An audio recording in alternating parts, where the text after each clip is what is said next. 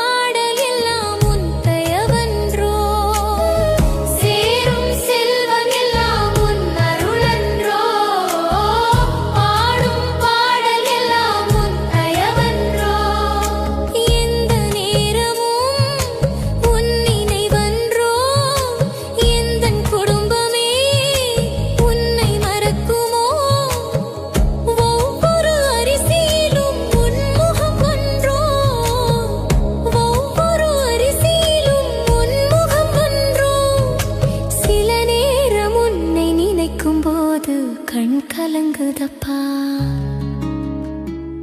உன்னை தெய்வம் என்பதா குருநாதன் என்பதா என்னை பார்த்து பார்த்து வளர்ப்பதனால் அன்னை என்பதா